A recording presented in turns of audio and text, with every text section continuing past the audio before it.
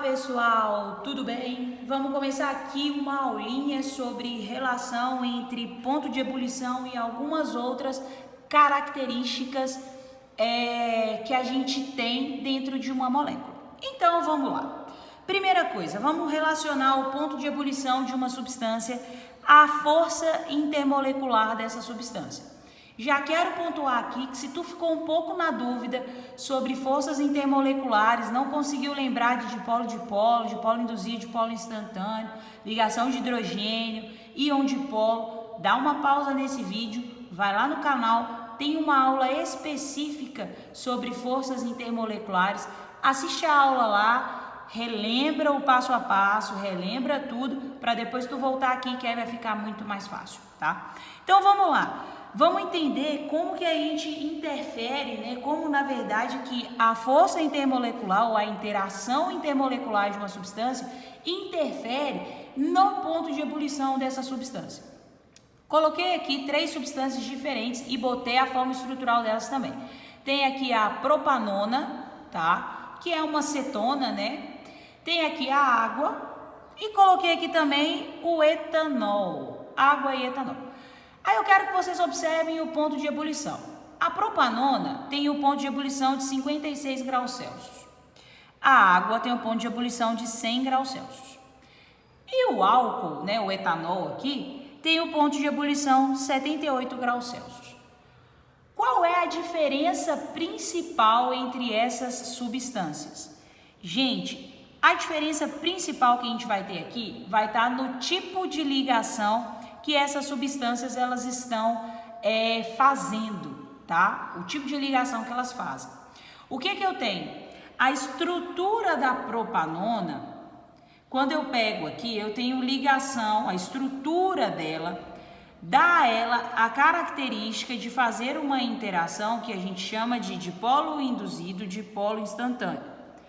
Ah, mas a propanona, a acetona, ela é solúvel em água, então ela também tinha que ser polar. Sim, ela tinha que ser polar e ela é polar em algumas partes, tá? Eu tenho uma ligação aqui que vai ser uma ligação de interação polar, que é a interação do C-O. Mas quando eu pego uma cadeia carbônica, eu tenho uma predominância de partes apolares. Só que essa ligação C-O aqui dá uma característica leve polar à acetona. Então a acetona ela vai conseguir ser solúvel em água? Sim. A gente vai entender por que eu estou falando de solubilidade daqui a pouquinho. Então eu tenho aqui a minha propanona.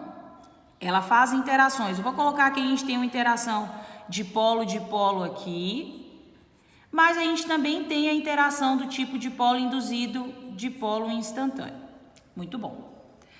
Na água, a gente tem um tipo de interação só. Eu tenho oxigênio ligado a hidrogênio. Nesse caso, eu tenho a interação de ligação de hidrogênio.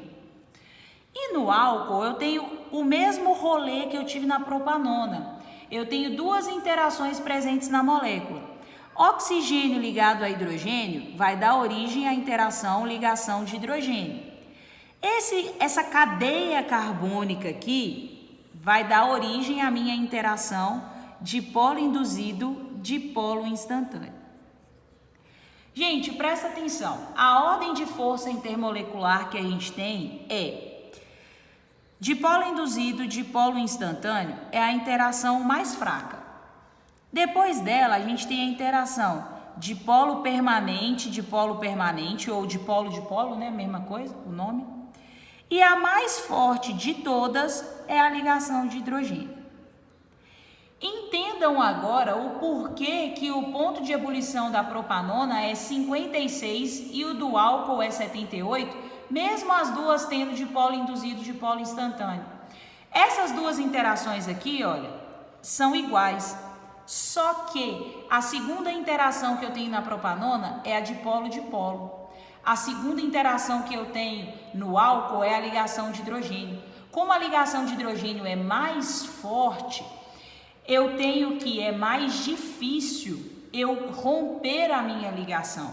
Quanto maior for a força da minha interação, mais energia eu preciso para romper a minha interação. Mais energia para romper. Se eu preciso de mais energia, gente, o que eu estou querendo dizer? Que eu vou precisar de fornecer mais calor para essa substância. E se eu preciso de fornecer mais calor, maior vai ser o ponto de ebulição da minha substância. É por isso que a água tem um ponto de ebulição de 100 graus Celsius.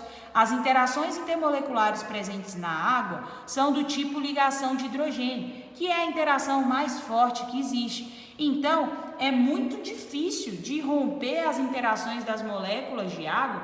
Por quê? Porque é uma interação forte, precisa de muita energia. Então, a água vai ter um ponto de ebulição alta. No caso da propanona, eu tenho uma interação que é moderada, que é o dipolo-dipolo, mas eu tenho uma interação que é mais fraca, olha, que é dipolo induzido e dipolo instantâneo. Então, eu consigo romper as moléculas da propanona numa temperatura mais baixa do que as moléculas do etanol. No caso do etanol, por mais que eu tenha dipolo induzido e dipolo instantâneo, que é uma interação fraca, eu também tenho a ligação de hidrogênio aqui, que é uma interação super forte. Então, essa interação super forte é que fez o ponto de ebulição do etanol ser maior do que o ponto de ebulição da propanona. E o fato de eu ter só ligação de hidrogênio na água é que garante que ela vai ser a interação mais forte, tá? Então, a primeira relação que a gente tem entre ponto de ebulição e força intermolecular é essa, tá? Quanto maior for a força da minha interação intermolecular, maior é o ponto de ebulição da minha substância. Agora, se eu pego para comparar moléculas que estão fazendo a mesma interação intermolecular, como que eu consigo entender qual que vai ter maior ou menor ponto de ebulição? Gente, o raciocínio é esse aqui, ó. Quanto maior for o tamanho da sua molécula, e aqui quando eu falo de tamanho, eu estou querendo falar em termos de massa molecular. Quanto maior for a massa molecular da sua molécula, maior será a quantidade de interação que aquela molécula vai ter que fazer. Por quê? Porque eu tenho mais massa, né? Então, eu tenho que interagir mais ali. Eu tenho mais massa, teoricamente, eu estou tendo mais partículas. Se eu tenho mais partículas, eu preciso de ter mais interações entre as partículas. Se eu tenho mais interações, eu vou ter maior ponto de ebulição. Por quê? Se eu tenho mais interação, eu preciso de mais energia para romper a interação. Então, eu vou precisar de um maior ponto de ebulição para aquela substância. Olha aqui que interessante quando a gente compara o flúor e o cloro. A molécula de F2 e a molécula de Cl2 fazem o mesmo tipo de interação intermolecular, né? Elas fazem a interação do tipo dipolo induzido, dipolo instantâneo. São moléculas que são apolares. Ok. Toda molécula que é apolar faz a interação do tipo dipolo induzido, dipolo instantâneo. Só que repara na diferença do ponto de ebulição. O flúor é menos 188. O cloro é menos 34. Ou seja, o ponto de ebulição do cloro é maior do que o ponto de ebulição da molécula do F2. Por que isso? Se você for numa tabela periódica e consultar a massa molecular do flúor, é isso mesmo, a massa molecular do flúor, a massa atômica do flúor vai ser 19, a massa do flúor. É 19. E a massa do cloro na tabela é 35,5. Então, quando tu faz 19 vezes 2, você vai chegar aqui em 2 vezes 9, 18 vai 1. 2 vezes 1, 2, com mais 1, 38 gramas. A do cloro, quando você faz 35,5 vezes 2, você vai chegar em 71 gramas. Aí está a explicação. Quanto maior for a minha massa molecular, mais interações eu tenho. O que eu estou querendo dizer? Eu tenho mais interação na molécula do Cl2 do que na do F2. Por isso que o ponto de ebulição da molécula de Cl2 é maior do que o ponto de ebulição da molécula de F2. Ok, pessoal? Então, olha só, a gente fez uma relação primeiro entre o ponto de ebulição e o tipo de força molecular. Vimos substâncias de interação intermolecular diferente e a relação com o ponto de ebulição. Agora, a gente pegou moléculas que estão fazendo a mesma interação, ou seja, o mesmo tipo de interação intermolecular, e qual que é o motivo, né, de eu ter uma variação do ponto de ebulição. E ainda a gente começa a analisar, a gente pode analisar com relação à ramificação e pontos de ebulição. Quando a gente fala de ramificação, eu estou falando específico de compostos orgânicos, né? De compostos que possuem uma cadeia carbônica orgânica. Qual que é a ideia? Eles vão ter uma massa molecular próxima, ou seja, agora o tamanho já não vai ser o que manda, né? Que foi o que a gente acabou de ver. Então, uma massa molecular próxima. O que vai ser usado para diferenciar o ponto de ebulição do outro, para fazer com que um tenha um ponto de ebulição maior do que o outro? A quantidade de ramificação. Quanto mais ramificada, menor o ponto de ebulição. Por que isso, gente? Quanto mais ramificada é a cadeia, acontece o que a gente chama de fenômeno do empacotamento. Empacotamento. Ótimo. O que seria isso? Ó, vamos imaginar que a minha mão é uma molécula, é uma cadeia. Tá dando para ver até o horário que eu tô gravando a aula, né? Massa. Minha mão é uma cadeia. Aí a minha mão tem uma ramificação aqui e outra ramificação aqui. Beleza. Vamos imaginar antes disso, ó. Eu tenho aqui a minha mão, que é um composto, e não tem ramificação nenhuma nesse composto. Então é uma cadeia linear. Começou aqui e terminou aqui. Ótimo. Agora vamos pegar a mesma quantidade de carbono, que são os meus dedos, e vou colocar uma ramificação neles. Agora eu tenho uma ramificação aqui e outra ramificação aqui. E tem a minha cadeia aqui e mais carbono aqui. O que seria esse fenômeno do empacotamento? Essa parte aqui atrai essa parte de cá, ou seja, essa ramificação tende a dobrar para próximo da outra ramificação. E essa ramificação aqui, né, esse carbono que está aqui na ponta, para próximo desse carbono de cá. Então é como se a molécula fizesse isso aqui, ó. Quanto mais ramificações, mais forte é o fenômeno do empacotamento. Se elas se empacotam, teoricamente eu diminuo o tamanho da minha molécula. Então o meu ponto de ebulição fica menor. Por quê? Porque eu diminuo na quantidade de interação. É como se as interações que elas pudessem fazer ao redor delas não fossem feitas porque elas estão se juntando. Então é como se ela estivesse interagindo entre elas. Essa molécula aqui, ó, ela vai empacotar, a tendência é que ela interaja entre ela e não com essa outra molécula que está aqui do lado, ok? Então é o que eu coloquei aqui de exemplo, ó. Pega esse composto. Esse primeiro composto aqui, ó, eu tenho 4 carbonos. Se eu tenho 4 carbonos é but. Só ligação simples AN, é um hidrocarboneto O. Esse aqui é o butano. Aqui eu tenho praticamente a mesma quantidade de carbonos, né? 1, 2, 3, 4, 5. Vou até colocar aqui então, vou colocar mais um carbono aqui, ó. Vou colocar CH2 aqui e CH3 aqui, ó. Então agora esse aqui já não é o butano mais, é o pentano. Pentano. Aqui eu também tenho 5 carbonos, ok? Mesma quantidade de carbonos nos dois, mesma quantidade de hidrogênio, tudo beleza. Essa cadeia aqui é uma cadeia que é ramificada. Essa cadeia aqui é uma cadeia que é linear. Com toda certeza, esse ponto de ebulição aqui é menor e esse ponto de ebulição aqui é maior. Por quê? Porque como essa cadeia ela é ramificada, a tendência é que ela passe pelo empacotamento. Então, essa cadeia linear aqui vai acabar tendo um ponto de ebulição maior do que essa ramificada, mesmo tendo uma massa molecular muito próxima uma da outra. Mesmo tendo um tamanho muito próximo, como uma é ramificada e a outra não é ramificada, uma vai sofrer o empacotamento e a outra não. E o empacotamento vai gerar uma diminuição do ponto de ebulição da substância, tá? Então, ó, a gente relacionou os pontos de ebulição. Um outro tópicozinho que eu vou falar aqui é sobre solubilidade. É muito legal a gente citar a solubilidade aqui, tanto é que no início, quando a gente estava falando de interação intermolecular, eu falei, ó, essa substância aqui é polar, vai ser solúvel na água. Essa substância aqui é apolar, não vai ser solúvel na água. Gente, para a solubilidade a gente tem uma regra, semelhante dissolve semelhante. Semelhança em química significa polaridade. Ah, como assim? Ó, se o seu solvente é polar, ele vai dissolver alguém que também seja polar. Se o seu solvente é apolar, ele vai solubilizar alguém que também seja apolar.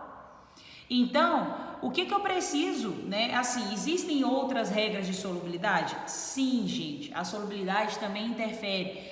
O tipo de ânion que está na molécula, o tipo de cátion que está na molécula. Existe uma série de outras coisas que podem interferir, tanto é que a gente tem uma tabela de solubilidade, ninguém precisa decorar ela, tá? Porque se você precisar de qualquer valor de solubilidade de um ânion ou de um cátion, o exercício vai te dar. Mas essa ideia de solubilidade aqui é uma ideia geral, para a gente entender, por exemplo, o porquê que água e óleo se misturam? Sim, formam o que a gente chama de mistura heterogênea, né? Se você falar comigo que água e óleo não se misturam, você está usando o conceito errado, porque misturar, eles se misturam.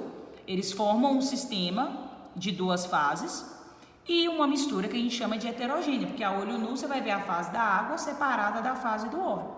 Agora, o que a água e o óleo não fazem? Eles não se dissolvem.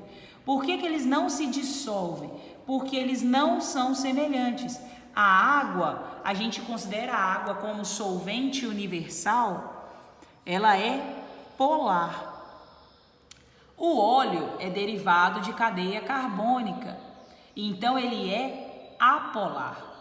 Então, o apolar vai se dissolver no polar? De jeito nenhum, não vai se dissolver, não vai se dissolver de forma alguma, tá?